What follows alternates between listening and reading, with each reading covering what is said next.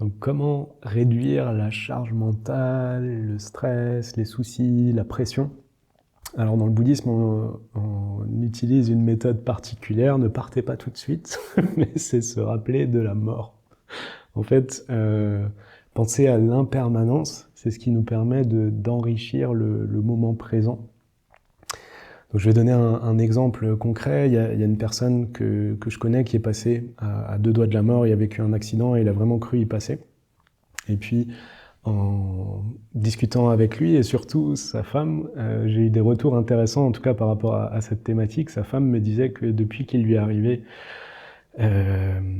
cet accident, il lui dit qu'il l'aime beaucoup plus et est beaucoup plus présent, beaucoup plus attentionné. Et elle dit, bien sûr, je suis pas content qu'il lui est arrivé cet accident, mais je suis content de son comportement maintenant.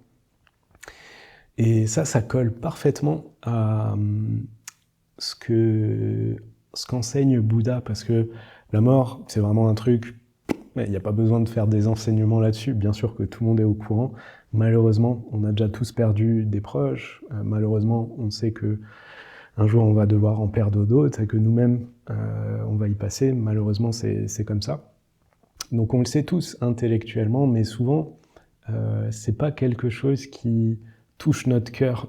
Ça veut dire que on l'ignore, ça reste superficiel dans notre tête, mais c'est pas du tout quelque chose dont on a conscience, à part quand il nous arrive des choses, comme là, mon ami, la personne qui a eu cet accident. À ce moment-là, c'est descendu quelque part de la tête au cœur et il s'est rendu compte que, ah ouais, non, en fait, c'est possible. C'est vraiment possible de mourir, en fait, c'est possible que ça s'arrête. Et dans cette expérience, ça a changé des choses pour lui. Et donc, je parlais de stress, d'anxiété, de charge mentale, de pression, etc. Donc, dans le bouddhisme, on cherche on élimine ces choses en se rappelant de la mort, en essayant de, par exemple, tous les matins, se dire « Ah, il se pourrait que ça soit mon dernier jour sur Terre ». Et si on fait ça, en fait, avec l'entraînement, naturellement, ça va devenir notre réalité.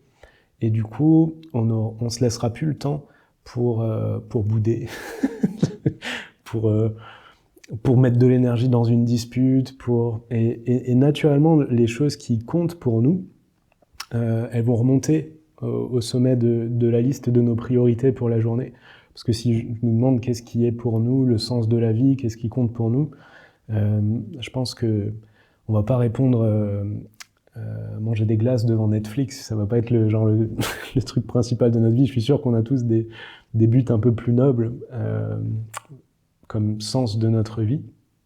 Mais pourtant, si on regarde une journée normale, c'est plutôt des trucs secondaires qui prennent tout l'espace et qui prennent toute l'énergie.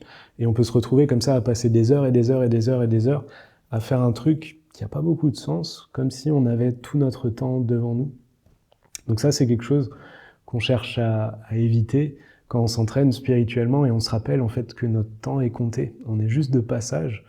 Et cette conscience, si on arrive à vraiment l'adopter, elle change tout et elle nous permet d'enrichir le moment présent, plus que juste être dans l'instant présent, c'est lui donner tout son sens. Par exemple, si on a cette conscience au moment où on parle à quelqu'un, eh ben on va avoir envie de lui montrer notre bienveillance, parfois notre amour, parce il se pourrait que ça soit la dernière fois qu'on parle à cette personne.